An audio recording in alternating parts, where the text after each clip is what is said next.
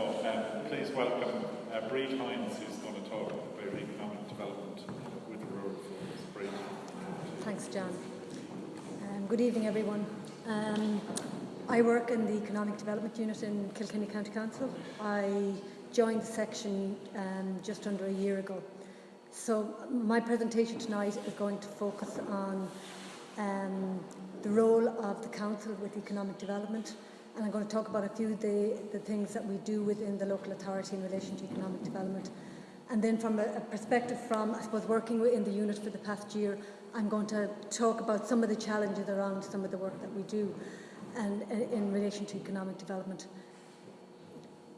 Can I just start by saying that I'm just honing in on a few things. There are a lot of other broader issues as well, and that's not to say that they're not important. I'm just, within the limited time that I have, I'm focusing in on a few things that I think are particularly important. So, in terms of economic development, what do we mean by economic development? And really that's about improving the standard of living through the creation of jobs, supporting innovation and new ideas, so that we can create wealth to improve the overall quality of life for everybody. So it's really about creating jobs and to improve the economy. And I suppose what informs economic development, and there's numerous plans, strategic plans from national level that inform how economic development happens. This is just a few in terms, and I'm not going to go through them all, you can read them there yourselves, but there's the National Planning Framework and the National Development Plan. You have the Action Plan for Jobs and the South East Action Plan for Jobs, the Action Plan for Rural Development, the National Broadband Plan, Foodwise 2020, there's a whole numerous other ones. They're just a sample of some of them. And here then in Kilkenny, the County Development Plan and the Kilkenny Local Economic and Community Plan are all inform how economic development happens here in Kilkenny. So in terms of the Council's role around economic development, I suppose the Council have always had a role in terms of economic development, but this role has been widened and reinforced with the reform of the Local Government Act in 2014. And stemming from that, a Strategic Policy Committee for Economic Development was set up with specific remit around economic development and enterprise development. And at the same time, the Local Community Development Committee was established, and that committee had a responsibility around shaping community development and what happened around community development in the county. And both those committees have come together, and they developed a 6-year strategic plan called the Local Economic and Community Plan.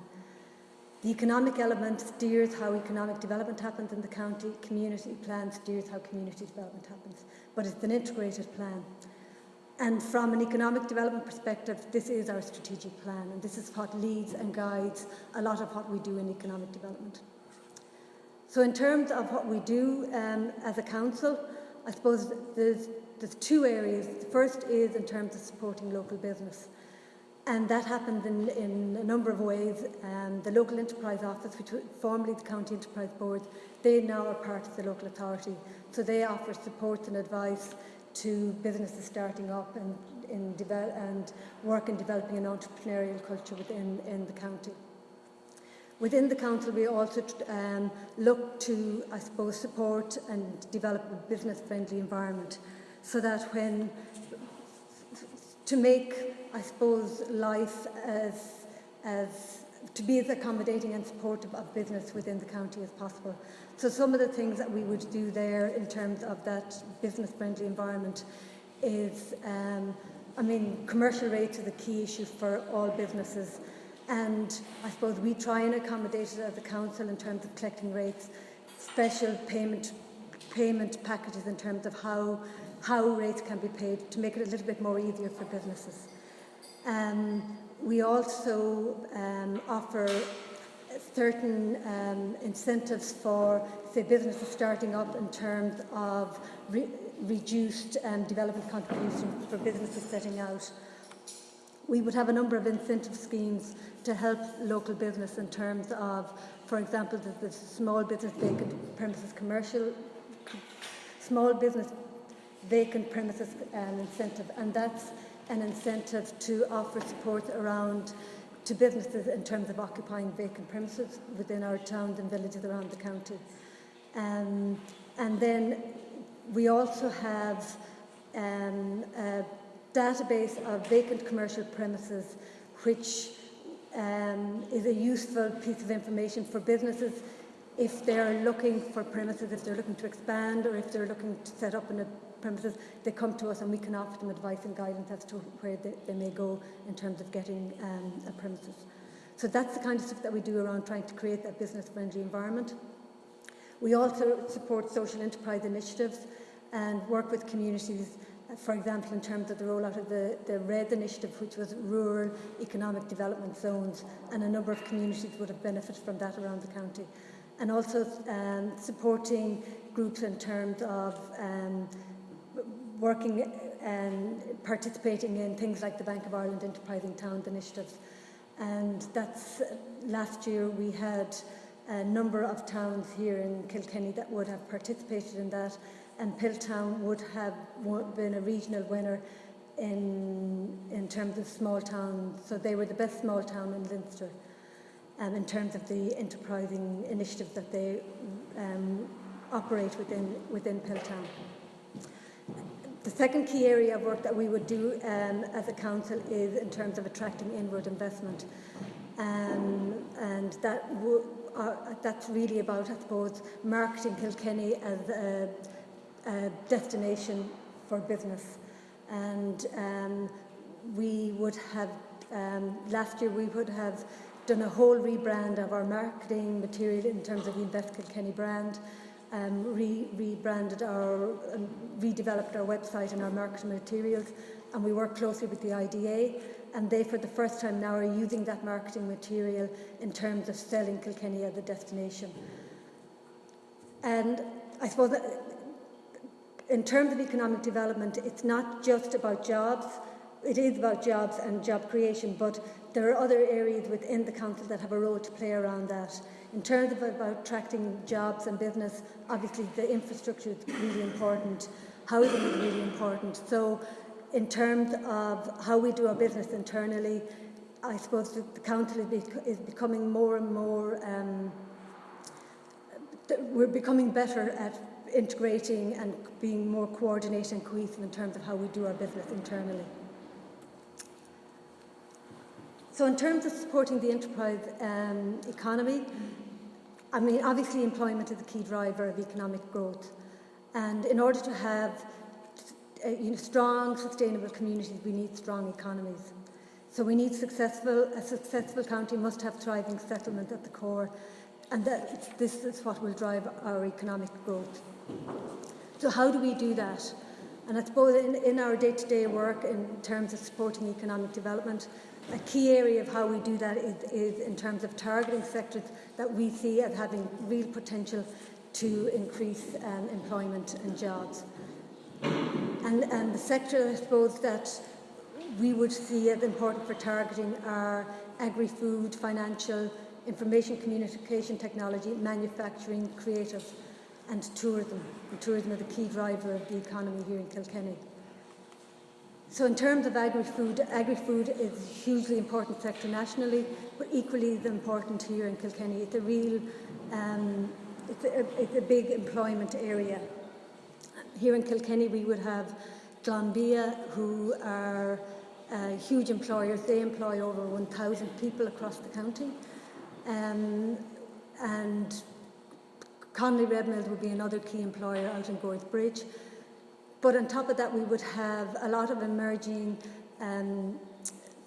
artisan food producers. We have over 40 food producers, small food producers scattered around the county. So it's a really, really important sector. In terms of the financial sector, Kilkenny City is really becoming a hub for the financial sector. We would have a number of key companies. State Street employ over 700 people. The Taxback Group have 3 companies based here in Kilkenny, Taxback, the Taxback International and Transfermate. And then last year we've had Cairn Financial Services, who operate in Dublin, but they have opened a second location in Kilkenny where they are employing up to 50 50 staff. So it's a real, the financial sector it's a growing industry here in Kilkenny, but there's real opportunities, especially in light of Brexit, because there's a lot of financial institutes in London that are going to be looking, with Brexit, they're going to be looking for a base within Europe. They'll be looking for an English-speaking base. So Ireland is an ideal location, and Kilkenny, in developing Kilkenny as a financial hub, there's real opportunities there for that in terms of job creation. Information communication technology is another growing sector. We have Cyphertex, which is a cybersecurity company. They have their EU headquarters here in Kilkenny. But we also have within Kieran's College, there's Waterford Institute of Technology have a research centre there, and we also have a number of small ICT companies, which is a high potential startup, and we also have other small ICT companies operating from there. So again, it's a growing sector here in Kilkenny. Manufacturing is really important, and I suppose we have a strategic location down in the south of the county, Bellevue, the port zone area, and it's 190 hectares of zoned land ready for manufacturing industry, and the IDA have 56 hectares of ready land for future development for that sector. Kilkenny is renowned for its creativity and design, and again we have, obviously within the city you have the design centre, but you have over 50 small craft producers located around the county, so that's a really important industry. And then alongside that you have the creative side of things, where you have the animation industry, Cartoon Saloon and Lighthouse Studios, who employ almost 200 staff between them within the city. And as I said already, the tourism sector is a really important economic driver within the city and within the county. But I know that was touched on another evening, so I'm not going to hone in on that now. But we would work very closely with the IDA and Enterprise Ireland in supporting those sectors, but in marketing Kilkenny as a destination for business. So just to highlight, I suppose here is just, it's an indicator in terms of business activity in Kilkenny. Excuse me. We would have a sort of a total labour force of 47,500 here in Kilkenny. And I suppose the main sectors for employment are the human, health and social work activities. They make up the highest at 25%. Then you'd have wholesale and retail trade, which accounts for 24% of the labour force. Manufacturing next, education, and then agriculture, food and fisheries come in at 15%. When you look at the business activity, there's 12,000 registered businesses here in Kilkenny, with 327 new businesses registered in 2018.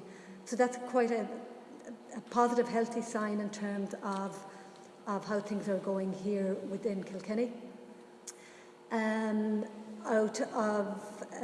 then just in terms of the EI supported businesses, 4,000 people employed in EI, Enterprise Ireland supported businesses, 1,300 employees in the local enterprise supported businesses, and IDA supported businesses account for 782 jobs.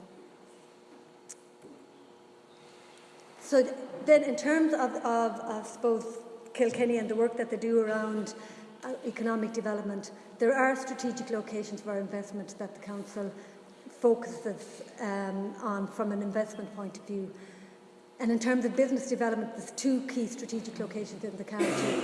One is Kilkenny City, where you have a lot of those companies that I talked about, and you would have a number of city business parks operating there. And then the Abbey Quarter, which is the new development that will be happening over the coming years, which is 60,000 square metres of mixed-use development. And while that development within the city, all those jobs that are created, our previous speaker spoke about 13,000 jobs within the city. they're not just for people within Kilkenny City. Those are for jobs for people all over the county. So it's important from that perspective. And then the second strategic location for business development is the Bellevue zone, which is down in the south of the county. As I said, that's 190 hectares of zoned land. The council has invested in key infrastructure in that, in terms of roads, in terms of water, in terms of wastewater, there's gas and power, so that those services are there for when business comes to develop. So that's really important. It's an important location in that currently we have 23 businesses operating out of there with 600 jobs. And Glanbia have a huge production facility down there. We have SmartPly, who are big employers in that region as well. But then the other very important investment zones identified from the council as key economic drivers for the county. In the city, you have the Medieval Mile, which is, from a tourism point of view, which is really important in terms of spreading that. We have over 1 million visitors to the castle every year. The Medieval Mile is about bringing people from that castle to spread that spend in a broader area. And just yesterday there was an announcement of the Butler Gallery development, which is the old Evans home, is now going to be redeveloped for the Butler Gallery with an investment of 5.5 million, and that's being funded through Fáilte Ireland, through the Department of Arts and through the council. Then in the county you have the Castlecomer Discovery Park, which has had a lot of support from the local authority down through the years, but that's a really important economic driver for the north of the county. In the Discovery Park, they get 120,000 visitors every year. The benefit and that has for the potential for the wider Castlecomer area, there's huge potential. Just there's a lot of stuff happening in Castlecomer at the moment. There is now, with support from Town and Village Renewal Funding and the TII, there is going to be a footbridge which will connect the Discovery Park to Castlecomer, and that's going to have a huge benefit in terms of bringing that 120,000 visitors into Comer, which will have a huge knock-on effect for small businesses within Comer. So the Discovery Park is attracting visitors. With more support, we're hoping that those numbers will grow. Woodstock down in the south of the county, another hugely important economic driver with a lot of investment from the council. And again, their most recent visitor numbers standing at 45,000. They're very crude numbers because they're just registered in terms of cars that are parked in the car park. But those are 45,000 people or families coming into Woodstock. There is again a knock-on effect for the wider economy within the south of the county as we grow those numbers. And then the Kilkenny Greenway, which is a hugely exciting project down in the south of the county. This is 22 miles of greenway spanning from Ferrybank to New Ross. All we have to do is hear about the Waterford Greenway and the Westport Greenway to know that the knock-on effect that has for the local economy. This has huge potential for not just the south of the county, but for the wider county. So it's a really positive project, and the council have been hugely supportive in driving that. But all of those are really positive things that are happening, but there's challenges associated with that. I mean, all of those strategic investments, they require large capital investment. Finding that money is a challenge in its own right. And some of that is local, or it's council money generated through the council. Some of it is from national level. But then in finding that money, the impact on how the spend of that and how the impact of that has on other projects, they're all challenges, because when you're investing in one project, other projects don't get invested in. So they're all challenges that I suppose the council are constantly faced with. Another key challenge, and this is reflective, I suppose, of the South East, but also Kilkenny. The South East has 11% of the state's population, yet we have less than 7% of the total foreign direct investment employment in the state. So as a region, we're not getting, I suppose, our fair share of foreign direct investment. But then when you look closer in the southeast, we have 77 IDA client companies located in the region, creating 14,900 jobs, so just under 15,000 jobs. Yet Kilkenny only has 800 of those jobs. So that's a huge challenge going forward. How do we get those jobs into Kilkenny? How do we attract those businesses into Kilkenny? And one of the key issues around that is the availability of suitable commercial premises. The IDA, when they're looking at selling an area, they need to see commercial-ready premises. And that's a challenge in meeting that need. Currently, the council are investing heavily in the Abbey Quarter in terms of developing the brew house and the Mayfair. There are two premises that are there that are being adapted and bringing them up to speed to be suitable for office space, and that's happening and will be happening over the coming years. So it is hoped that that will be a key attraction for and help in getting some of those companies here to Kilkenny, and that then will encourage other private investors to develop other units within the Abbey Quarter, but in other areas around the county. And another key challenge is the whole area of Brexit and the uncertainty around Brexit. Tourism and agri-food are two hugely important economic drivers in this county, yet the UK is a crucial market around that. So that's a whole challenge going forward, and the uncertainty of that is something that we all have to watch out for.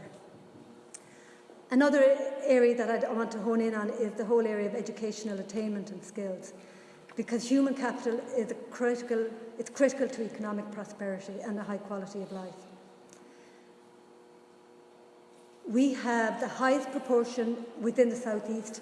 We have the highest proportion of unskilled and semi-skilled workers in the state.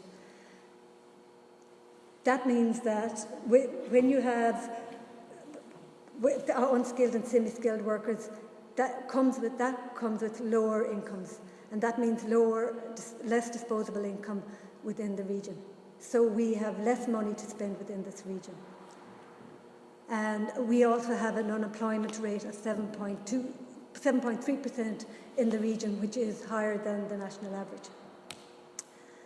Then when you look at third level education, we have 3 third level colleges within a 30-minute radius. We have Waterford Institute, we have the Institute of Technology, Carlow, and we have the Limerick Institute of Technology based in Clonmel. And there was a study done in the 2016-2017 term, and it looked at students leaving Kilkenny to go study. Now, there was 4,171 young people who attended third level college from Kilkenny. That accounts for 50% of the young people. And that's above the national average. The national average per county is roughly 45%. Of that 4,000, 35% of those young people went to the 3 colleges locally, in the 3 in Waterford, Carlow and Limerick. That means that 65% travel outside the region. So what does that mean? There's challenges associated with that, because if you look at the southeast region, the southeast rank above the national average in terms of the percentage of young people attending colleges. But yet the southeast lags behind the national average, with only 23% of people living here in the southeast having a third level qualification, compared to the national average of 29%. So how does that work? 2/3 of our young people leave the region and leave the county to go to study abroad, but only 60% of those don't return, because they go to where the jobs are.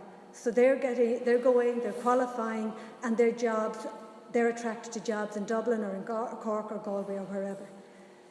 So what that means is that there's a gap in skills and the high skills that are needed in terms of attracting the high-paid jobs to this region and to this county. So it's a challenge in terms of retraining qualified, skilled people in the region. And I suppose this reinforces more and more the support that is needed for a technological university for the southeast. And I suppose Kilkenny County Council recently commissioned a report in terms of building a case for Kilkenny to play its role in terms of that technological university. And really what's being talked about is a multi-campus university with campuses in Waterford, Carlow, Kilkenny and Wexford, honing in on skills that are relevant to this region so that you're keeping young people within the region. Another area here around real importance is developing the rural economy. The Action Plan for Rural Development says that towns and villages are at the heart of our rural community and should be places where people can live, work, access services and raise their families in a high quality environment. Yet we know that all our towns and villages have suffered as a result of the recession, and they're continuously struggling with businesses, services being lost to our rural towns and villages, small businesses closing, our retail sector is seriously suffering, especially in the rural areas. And like I said earlier, our young people are leaving and highly qualified people going to work elsewhere. Now, the council are continuously trying to work and support our rural towns and communities. I suppose over the past 5 years, the council has invested over $5.5 million into our towns and villages in terms of grants and different supports. This is just a couple of them: the Town and Village Renewal, the Small Business Vacant Premises Incentive Scheme, the CLAR, the REDS, you have festival grants, you have Tidy Towns, you have amenity grants. And there's constantly attempts to work on supporting towns and villages. Currently, our community department are going around doing health checks in different towns and villages with a view to trying and supporting town teams to work at developing plans to build and grow and sustainable communities. But there's still challenges, and these are challenges, and I don't have answers for them, but these are the challenges that are facing all our towns and villages. And there continues to be vacant commercial premises. Rent and rates are ongoing issues that our local businesses have to deal with.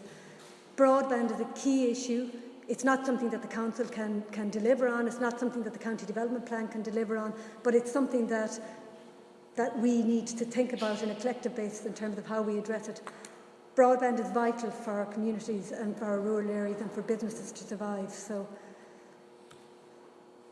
just two other very quick points, because I'm conscious I'm talking a lot.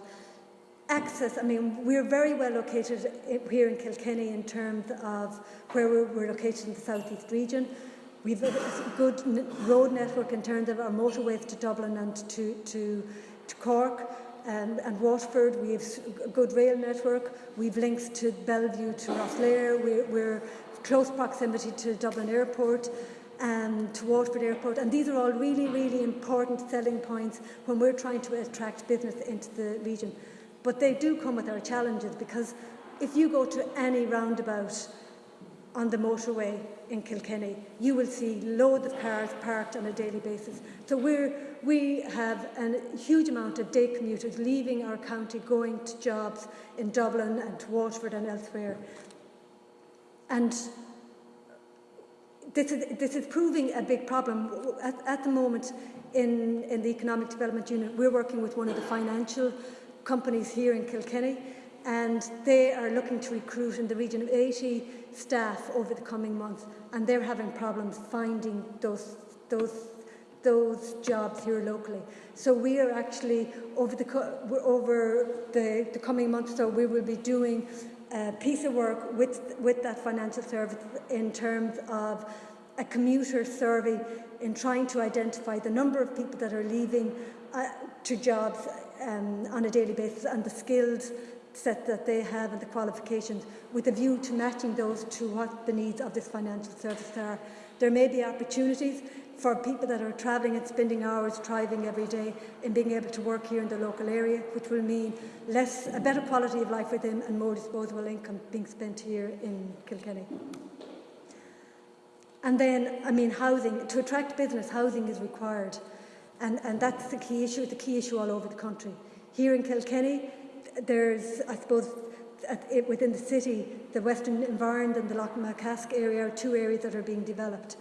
And Kilkenny County Council is supporting and putting in place the infrastructure in the Western environment at the moment to enable 800 houses and 2 post-primary schools to be delivered.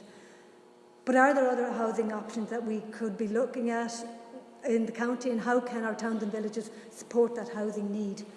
I mean, because if you look at just a small statistic that I have here in terms of currently, if you go in on daft.ie, we have 21 properties for rent, 439 properties for sale. If you're trying to attract a company to come to Kilkenny in terms of creating jobs, they're going to need houses for their staff. If you only have 21 places to rent, that's not a very positive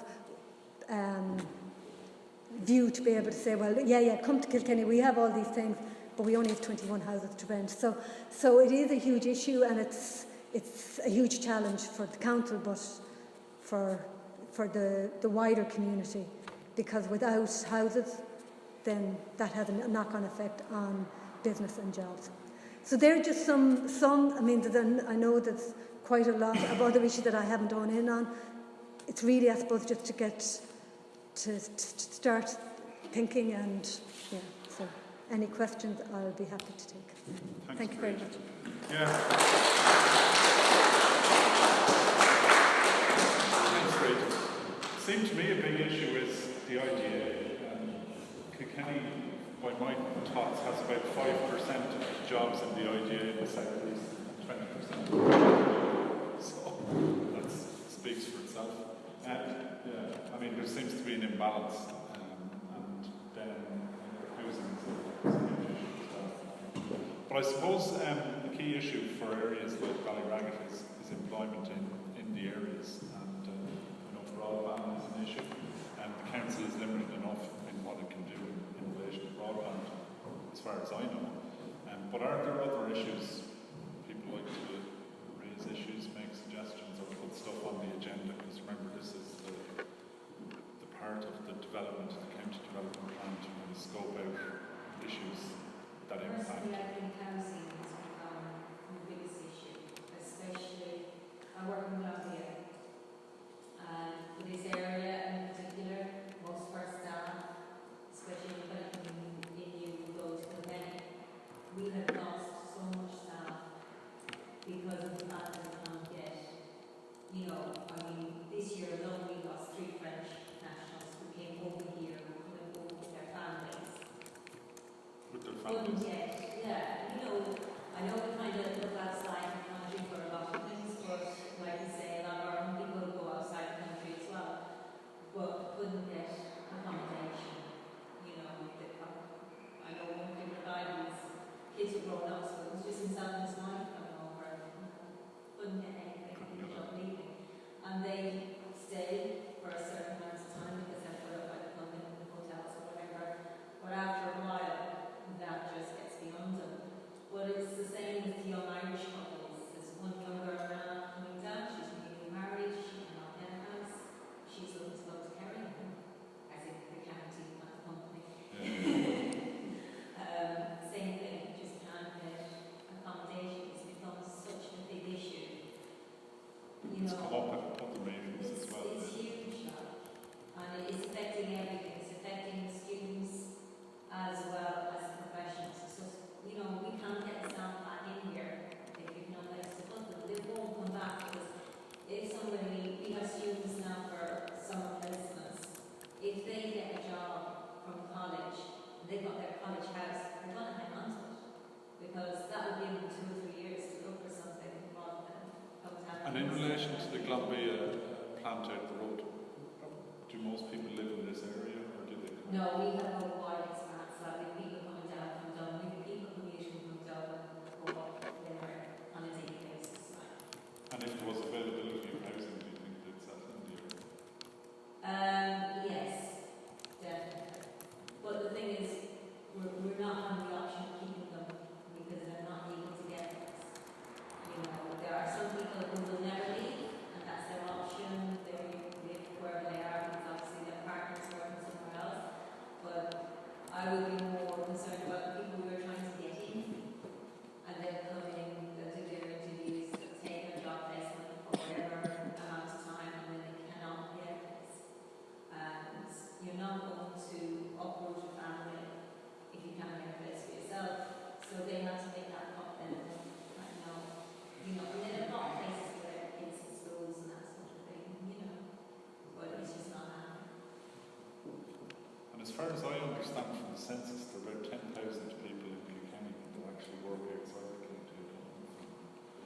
direct you with that. Yeah, there are a few people from here that do the rehearsals in Community Dublin or Community Carlow or whatever, and one husband commutes to Carlow. So it is, it's the closest he's actually been in years since he was working in Dublin for years. And there are a lot of people like that. That's in some ways a choice rather than, you know, anything else. But it's the people who want to work here and want to come here. Okay, Dennis is going to just respond. Dennis from the Planning Department. I don't have a magic wand, and you're quite right. And you can see from some of the stats that Breed highlighted here, 21 houses for rent in the county. It's ridiculous.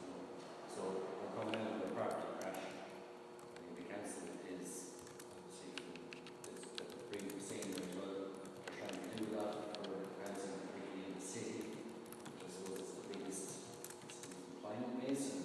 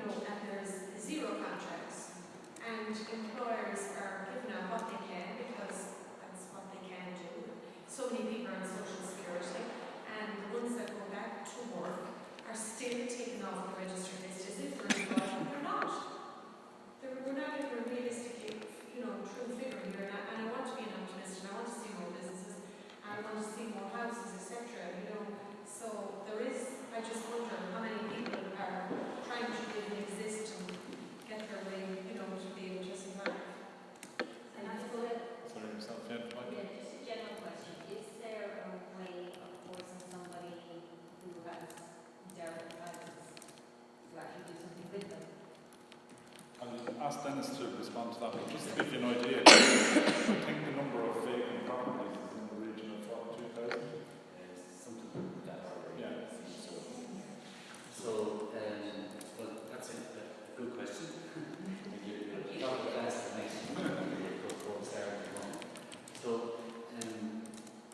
there is legislation here, we have every sites legislation. In my view, it's very weak. So, if someone was doing their site, send a notice and say, your dirty site there, do this and this and this, and make it non there. I can't force them to use it. I can't say, you know, put something in it or that's totally upset. But it makes the property better in appearance, so not there. The other, and outside of that, in terms of houses, isn't really anything that we're correct.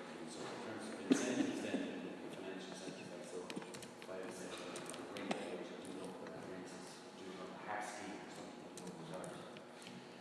And it raises an interesting question, you know, so property rights in this country are very strong, and when the local authority tries to manage property rights, that's more difficult for property owners to something.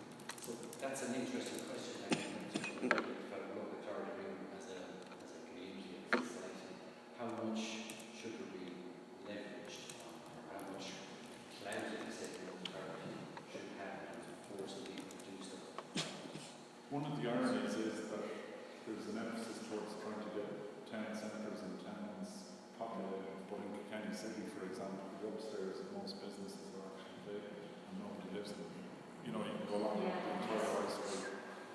So my kind of view would be that if you can make the towns attractive, so I mean to live in, so if you do have cycling and have schools and have parks and all that, it can make people like something. I'd like to live there because I can walk to school or to shop or to go to parks, rather than trying to force somebody to do something. So if you're trying to force someone to do it, there's usually resistance.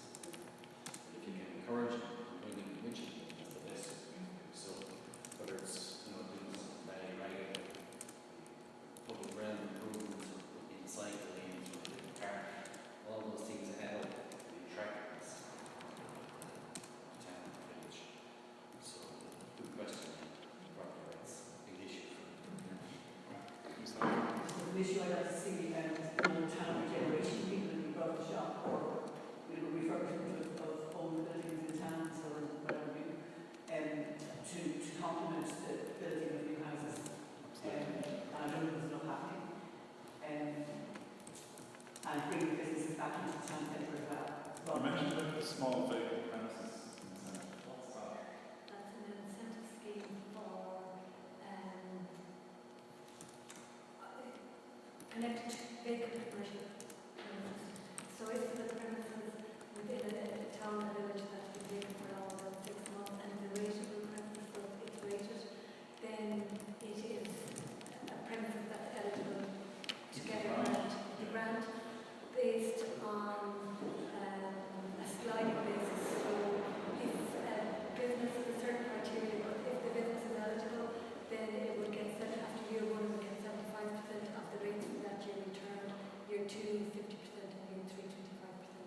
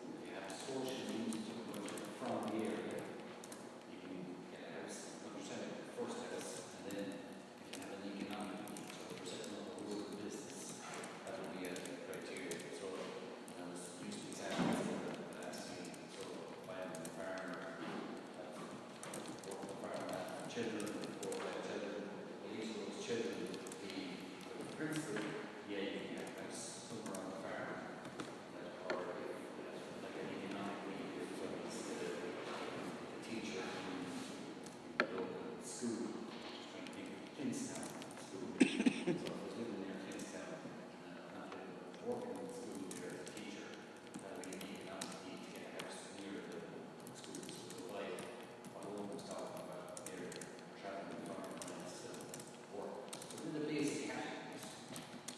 And in some counties then what they did was in trying to ensure that people had a connection, they started writing in policies like you must live in the area for 5 years. So what that happened then was that somebody, a guy over in Belgium actually, for whatever reason, said that's against the free movement of people. So you can't have an EU regulation, you can't be saying, I was a guy in Belgium, like Ballyragget, you can't live there for 5 years anyway, so there must be a different policy. So that was challenged. We're going to have to change those policies, but I think it can still revolve around some kind of social need or economic need. Where it actually end up over the next kind of year and a half or so, I'm not sure, but it'll be still basically the same thing, economic need and social. So it's a work in progress. Work in progress. So if just in a general sense, if you say you had a free for all,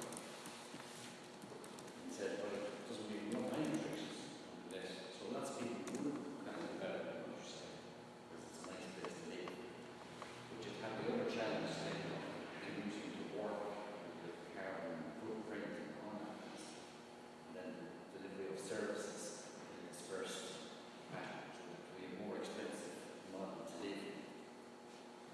The theory is, cities are more efficient.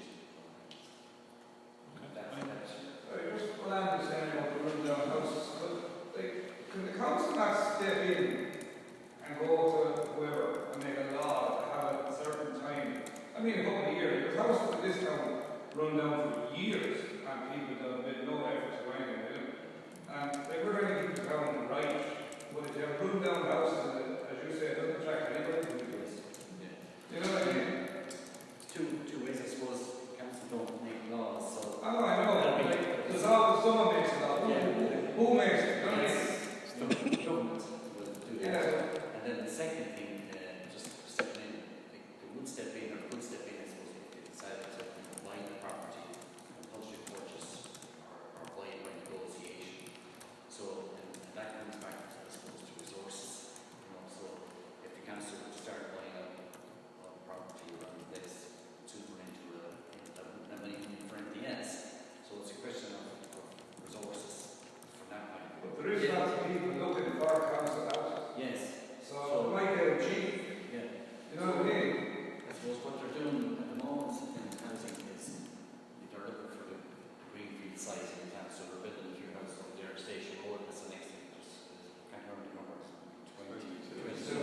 Yeah, there, so that's the site there, and in Kilkenny City they've actually purchased a few sites, so Kilkenny City is the biggest population, so it's the biggest demand, and then they're building more sites in Castlecombe, there's another 30 houses being built out there, so these things are rolling out, right? So let's say, it takes from the time you get the site to get through your consents and build the houses, it's probably 2 to 3 years. So once in Castlecombe are due to start later this year, Ballyragget ones have just got through their consent process.